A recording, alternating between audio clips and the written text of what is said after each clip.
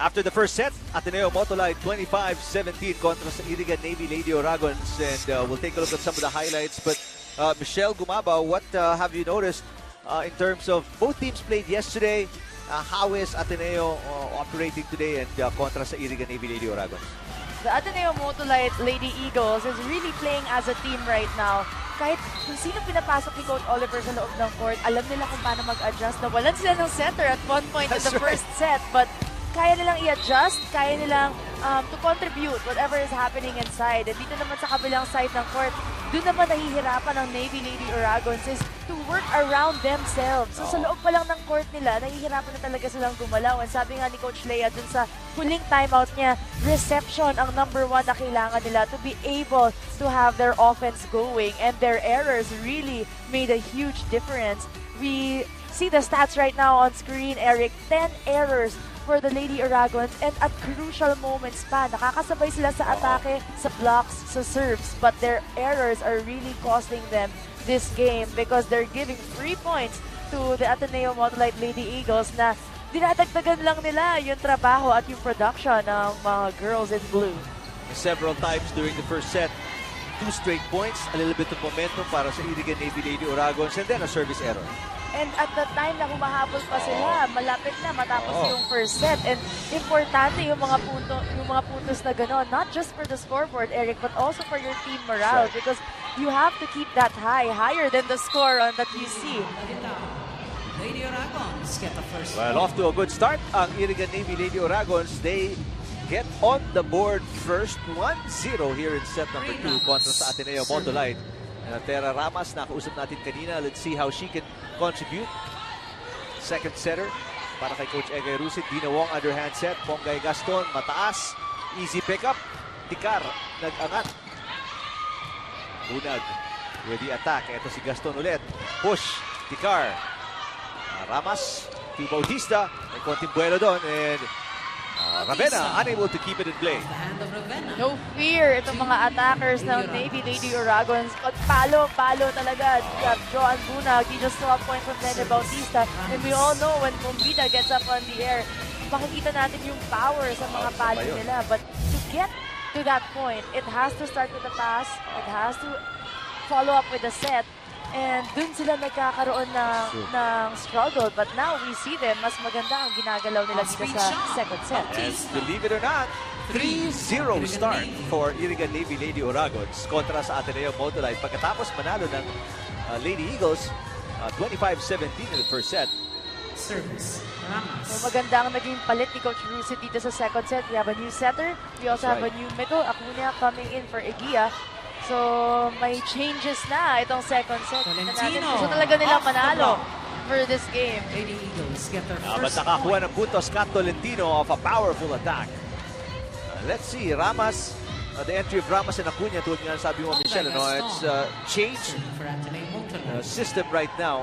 And kumbaga yung personality na itong Lady Oragons. Is Acuna with an attack. Quick there with De Leon para sa Ateneo. Atake si Bunag. Block. Kept alive by Bombita. Free ball para sa Ateneo. Wong. Good floor defense para sa Lady Oragons here in set number 2. Oh, wow. The longest rally so far. Oh! Yeah, that could have been tinataas ni Michelle, no, aking partner, no, yung kanya kamay. It could have been a double for Ravenna. It did seem like iba yung spin ng bola, pero the rally continues. Bunag with a push. Gander inangat. Wong. Tolentino, Tikar. Oh wow, this is an exciting series of exchanges para sa parehong koponan. Ravenna, Wong. Oh, Nene Bautista for the win in that rally. A terrific exchange. Michelle, ano masasabi mo doon sa nangyari yun? Sobrang speechless ko dun, Eric. Ang galing ng pag-cover mo dun sa game kasi ako napahawak na ako sa upuan ko eh. That is the first rally in this game and you see how both teams really are doing so much better in terms of offense and defense and really just coming together and scoring. That was 1 point but it felt like a whole game. Exactly. 4-1. But ito na naman, ito yung isang sakit talaga ng Iriga-Navy Lady Oragons. Puntahan natin itong report ni Sinjin Reyes. Michelle, kasama nga natin ngayong hapon ang teammate ni Michelle Gumabaw at isa pang pool smasher na si Gemma Galanza. Gemma, welcome to the... Serving. Hello po. Gemma, ako ang tanong ko, nakalaban mo ng parehong koponan dahil nasa second round na tayo. Ano man sabi mo dito sa dalawang teams na to at anong aasahan natin na makita from these two teams? Sa Iriga kasi sila Gia. puro Into the veterano, block. madepensa, tapos 5. Serving. Ateneo naman, mga bata, tapos matatangkal. So, kami as a Dreamline to Smashers, so lang kami. Goodbye na joke lang. Lang. Siyempre, yung talagang babasahin namin yung games nila talaga at pag-aaralan namin ng mabuti. Tapos mas kakapitan namin yung every point. So kailangan kung pag-error ng isa, kailangan makabawi. So para magpanalo namin against sa kanila. Okay, nasabi mo pinag-aaralan mo itong dalawang koponan na to. Sinong player ang pinakamahirap pagpadaanan ng palo sa block among the players inside the court? Isa lang yung team.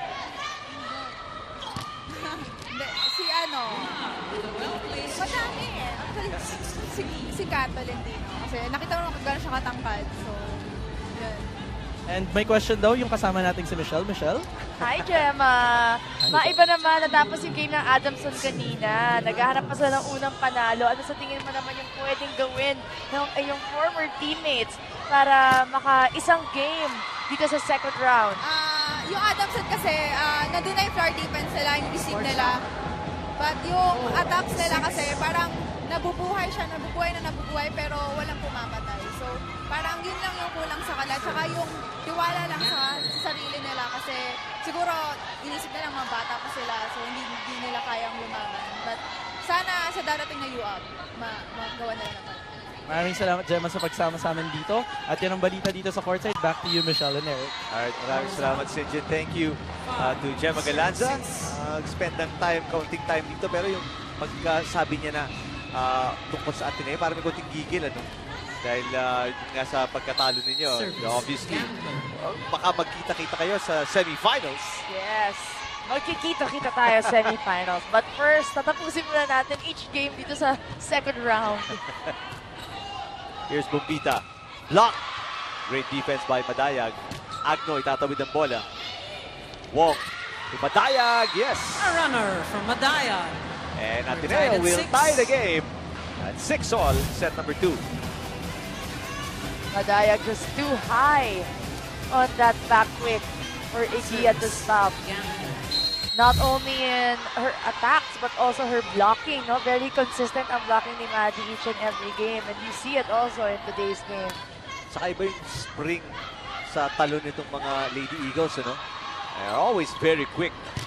On second, third, even fourth jump. Samantala, pupunto si Lady Gaston. Eagles now on And top. Ateneo, makukuha yung kalamangan for the first time in set number 2.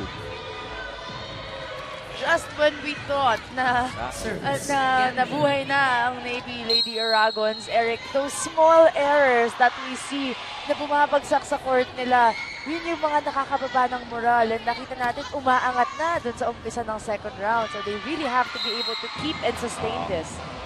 And dito mapasok na yung mga reception errors ng Lady Aragons as Ateneo takes a 2-point lead, 8-6 here in set number 2. Music, hatid sa atin ni DJ Tronics dito sa Pinoy Flying V Center. Magandang gabi kay Ella. Nag-hello sa iyo, Ate Michelle.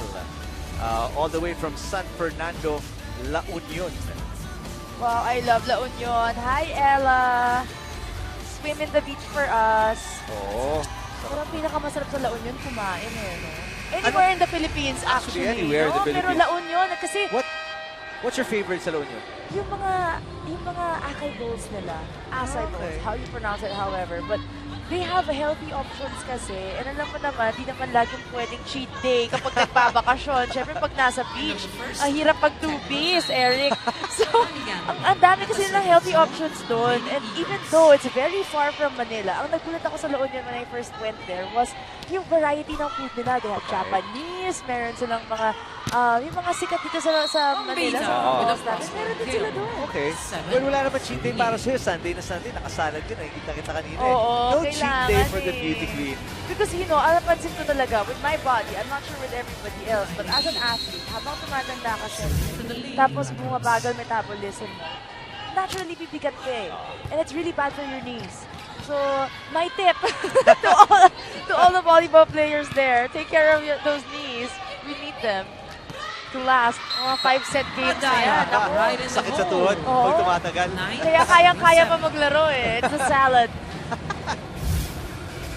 Samantala, Maddie Madayag, nag-iinit ang laro dito and she gives Ateneo-Motolite a 2.97. Ateneo-Motolite.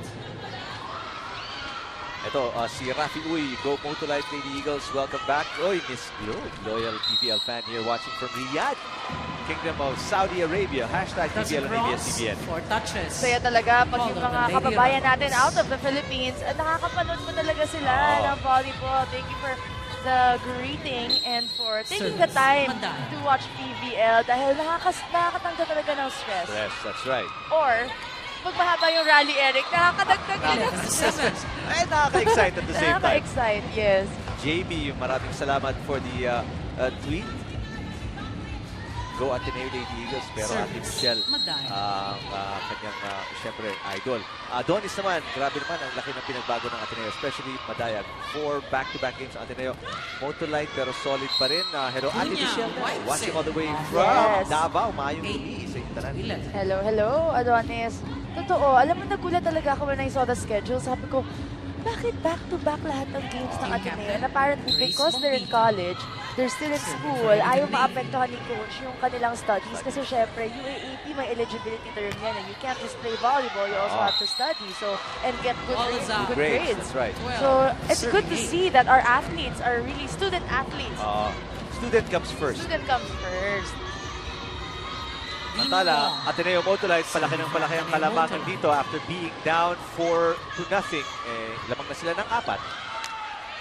12-8. Another free ball para sa Lady Eagles. And Tolentino with the a point. block. 13, serving 8. It's after a good start ng set number 2. Michelle, it's back to the same para sa Iriga-Navy Lady Oragos. May timeout na yun. Coach Egay Russo, pakinggan natin. Block natin. Sabi ko nga sa inyo, tingnan nyo kung saan yung bola, doon kayo. Hindi na yung tao lang babantayan nyo, ha? Ang ganda-ganda ng palo natin, pero yung block natin, hindi natin makuha. Ang palo natin, walang problema eh. Lahat napakaganda ng palo, pero yung block natin, bakit hindi natin ma-i-adjust? Kaya ang palo nila, kinakain lang natin lahat, o bali wala lang, oh. Sayang Ngayon, eh. isang magandang receive lang tayo, patayin natin to, ha? Bilisan mong galaw. Iriga! Hindi ako. Well, yun nga, blocking nila, depensa, nawala. Yun ang nireklamo ni Coach Lucid and si Assistant Coach Lea. 8 is the score here in set number 2. Let's see kung mababago. What happened, Michelle, after yun nga, napakagandang simula sa set number 2.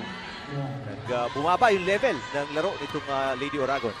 They started the second set high spirits, Eric. Pero nakita natin, after each and every error, pababa, at hindi na sila nakarecover. And walang nangunguna sa team ngayon eh. Yung Vita is in the back row, naghahanap sila ng starter, naghahanap sila na mag-uumpisa ng rally for them. And napapatayan talaga sila ng bola ng Lady Eagles in this set. And as Coach said, it's really their blocking. Once you have a disorganized block, it transitions to the back row, mahihirapan din ang depensa in the back row. So halo-halo na yan. And you see it happening right now. And plus their errors. So medyo pumapatong-patong yung pressure for this set dito sa Navy Lady Oragon. They were 4-0. We started the set 4-0 and nahirapan na silang i-maintain yung kanilang lamang. De Leon with a Quick answer push. by Bea De Leon pagkatapos maka 2 straight points ng Lady Oragon. So, again, it's up and down for Iriga-Navy. Down by 4 ulit against Ateneo-Motolite. Serving for Ateneo-Motolite. You also see the difference in energy in both teams. The girls in blue are all smiles and really talking to one another. And on the other side, the Lady Oragons, medyo hindi na sila masyadong nagsasalita, not communicating with each other. And that's very important now.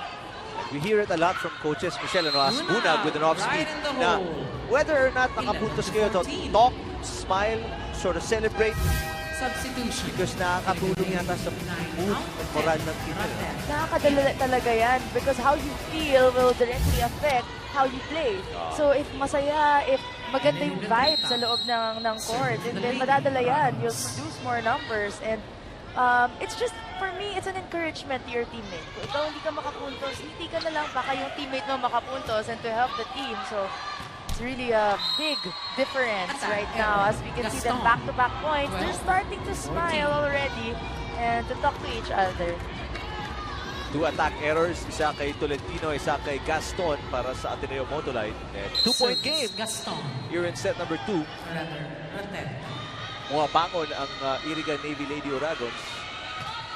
Good serve by Raterta. Wong, dinala kay Gandler. Blocked by Ekia. Oh, free ball. Ramas. And Bunag, making it a 1-point game. 13. Isa na lang, hinahabol ng Lady Uragons. So take a look at our Banco save of the day. Timeout.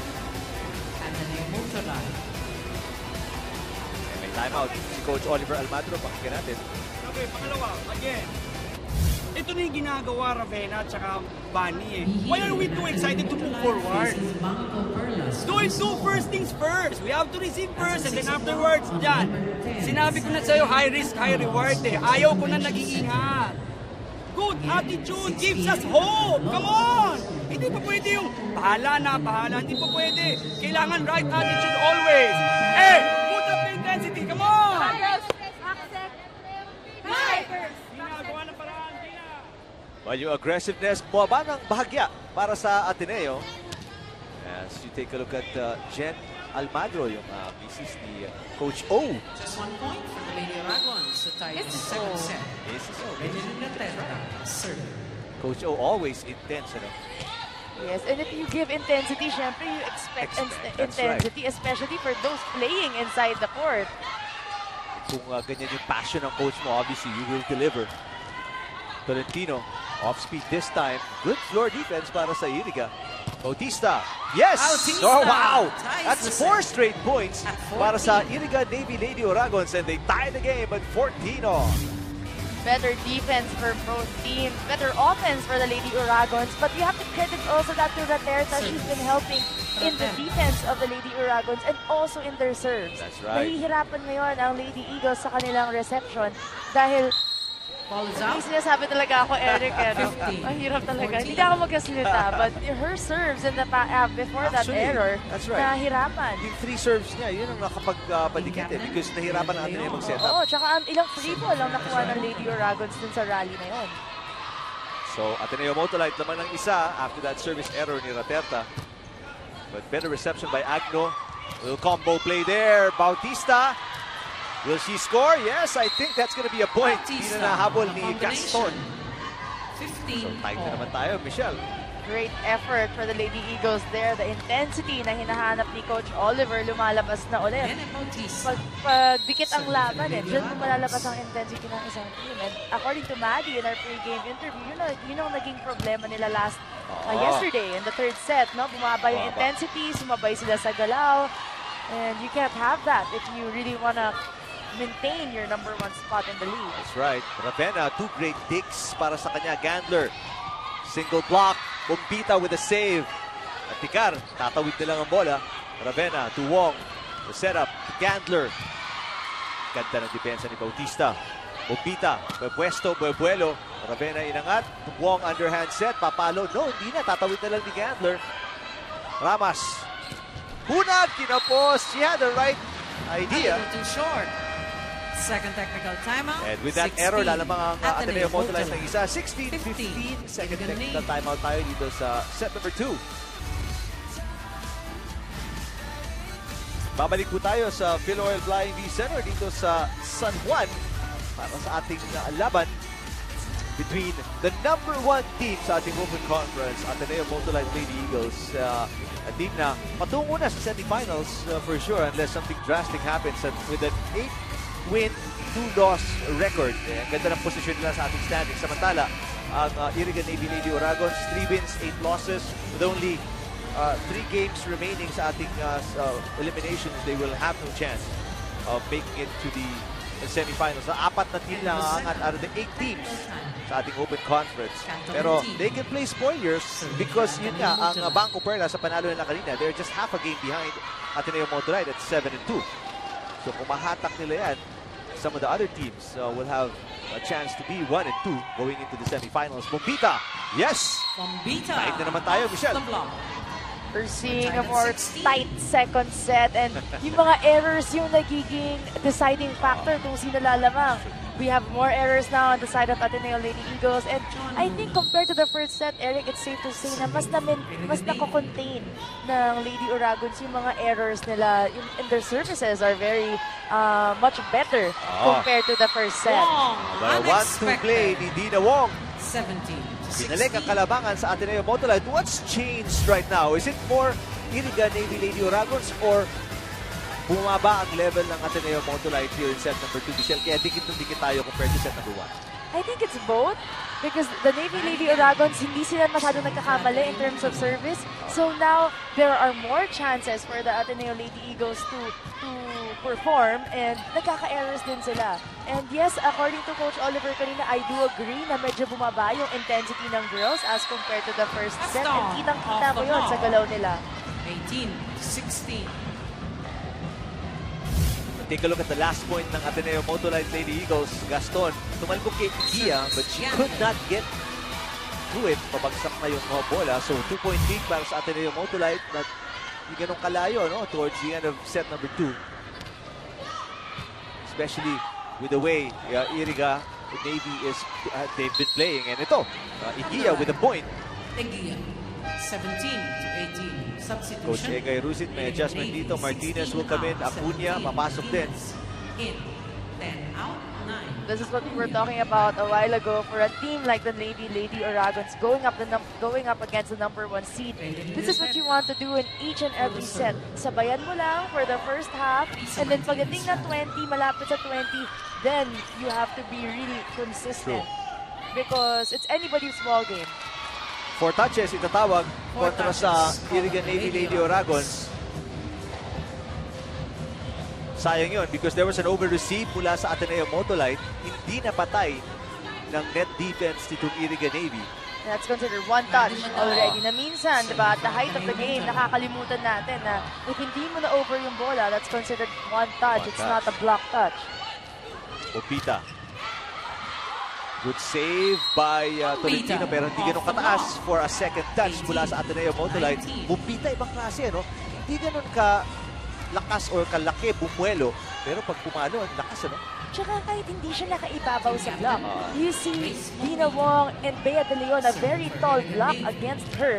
Pero yung power kasi ng bola niya, hindi mo rin talaga mabasa. So, especially when it hits you and in the elbows, yun yung pinakamahirap sa blocker kasi you can't control that part of your body. Pagtalbog, ano? Malakas. Oo, yung talbog. Ganun yung bola ni Bombita ever since the first set. And she's consistent with that. Alam niya kung saan papatamain. And an attack error by Kat Tolentino. Tie tayo. Service. Here in set number 2, 19 all, Bombita. She's played very well so far in the first 2 sets. Gaston. Gaston, off the Good block. idea. Pinanap niya yung smaller blocker, si Ramas. Lady Eagles up by 1. Very slim, 1-point lead. Para sa Ateneo-Motolite, 2019. Serving. Full front line right now for the Lady Eagles and we see Bombita is now in the back row. So, makikita natin kung kanino pupunta itong koponan ng Navy Lady Uragons. Mantala, reception error para kay Bunag. Gives Ateneo-Motolite a 2-point lead. Ito si Agno, mas maganda yung reception. Ramas, inangat. Bautista, papalo. Oh, good block. Ang laki naman kasi. Si Bea De Leon at si Kat Tolentino. Well read there by the blockers of Ateneo. We see Ramas, clearly she was going to her outside, Eric. There's not a doubt there. And when you have Kat Tolentino and Bea De Leon, your middle has to really work hard and convince the blocking of the other side. Oh, para mahatak, ano? What a dig para kay Agno. Bautista.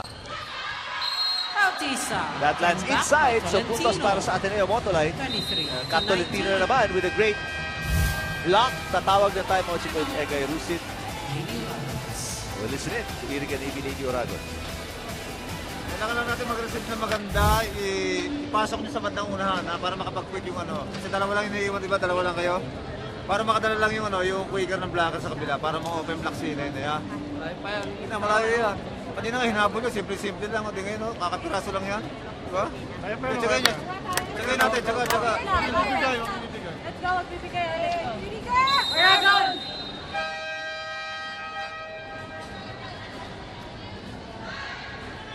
Nakikita niyo si Sir Ricky Balloon, President ng Sports Vision. Nasa kaliwa at nasa kanan po si Mr. Ricky Chan, Motolite VP for Sales. Score ng second set. Tama si Coach Egay Rusitz. Kanina nga nahabol natin yan. They erased a 4-point deficit. Ngayon, 4 din hinahabol ng Iriga-Navy Lady Oragon. Tingnan natin. Kinapos si Acuña sa tapik. Cunha rejected. Lady Doon medyo Eagles nagdelikado now ng back. Iriga-Navy Set Lady point Oragon advantage. Michelle. Hindi makadiskarte ng tama itong koponan ng Navy Lady Oragons dahil kung nasan yung blocking ng Ateneo, dun nila sineset yung bola. Hindi nila sineseparate because you only have 2 spikers in front. You have to be able to separate that, but it all starts with a good reception. Standing spike para kay Nene Bautista. Set point for Ateneo-Motolite. That ends the set for the Tinapos Lady ka agad nila. Eagles. 25 On the first of 19. 6 Hang on for set set points. number 3. Tingnan uli natin. Saan din nila ni Wong kay Bea De Leon for the finish. So, Ateneo-Motolite up 2 sets to nothing. Pagkatapos silang manalo 25-19 in the second set kontra sa Iriga-Navy Lady Oragons.